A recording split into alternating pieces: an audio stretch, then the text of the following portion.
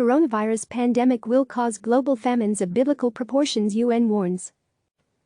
London. The world is facing multiple famines of biblical proportions in just a matter of months, the UN has said, warning that the coronavirus pandemic will push an additional 130 million people to the brink of starvation. Famines could take hold in about 36 countries in a worst-case scenario, the executive director of the World Food Programme, WFP, said in a stark address on Tuesday. 10 of those countries already have more than 1 million people on the verge of starvation, he said.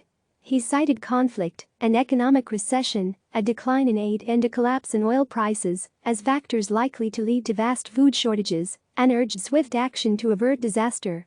While dealing with the COVID-19 pandemic, we are also on the brink of a hunger pandemic, David Beasley told the UN Security Council. There is also a real danger that more people could potentially die from the economic impact of COVID-19 than from the virus itself. The WFP had already warned that 2020 would be a devastating year for numerous countries ravaged by poverty or war, with 135 million people facing crisis levels of hunger or worse. Their updated projections nearly double that number. When added to the 821 million people already chronically hungry, that scenario would push more than 1 billion people into dire situations. The agency identified 55 countries most at risk of being plunged into famine in its annual report on food crises, released this week, warning that their fragile healthcare systems will be unable to cope with the impact of the virus. These countries may face an excruciating trade-off between saving lives or livelihoods or, in a worst-case scenario, saving people from the coronavirus to have them die from hunger, the report said. 10 countries were singled out as particularly at risk after housing the worst food crises last year: Yemen, the Democratic Republic of the Congo, Afghanistan, Venezuela, Ethiopia, South Sudan, Syria, Nigeria and Haiti. Most of those countries have so far been spared the worst of the coronavirus pandemic, with the epicenter moving from China to Europe to North America, but the state of their healthcare institutions means even relatively small outbreaks could be devastating. To date, more than 2.5 million cases of the coronavirus have been confirmed globally. We do not have time on our side. Even before the outbreak of the coronavirus, food supplies in some of the most vulnerable regions in the world were being directly affected by impacts such as crop failures and locust swarms.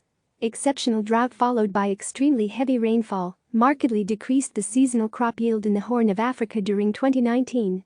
These irregular weather and climate patterns also contributed to the worst desert locust invasion in 25 years, which further threatened the crop supply in the region. Meanwhile, the combination of conflict, climate-related shocks and crop pests had resulted in the world's worst food crisis in Yemen, according to the agency. The new coronavirus-related factors affecting each region were myriad. Lockdowns and economic recession are expected to lead to a major loss of income among the working poor, Beasley said. Overseas remittances will also drop sharply, affecting countries such as Haiti, Nepal, and Somalia, for example. The loss of tourism receipts will damage countries such as Ethiopia, and the collapsing oil prices in lower-income countries like South Sudan will have an impact significantly, he added. He appealed to UN member states to act now, telling them, "There are no famines yet. But I must warn you that if we don't prepare and act now to secure access, avoid funding shortfalls and disruptions to trade, we could be facing multiple famines of biblical proportions within a short few months. The truth is, we do not have time on our side, so let's act wisely, and let's act fast," he added. "I do believe that with our expertise and partnerships, we can bring together the teams and the programs necessary to make certain the COVID-19 pandemic does not become a humanitarian and food crisis catastrophe." Click subscribe to receive the latest news.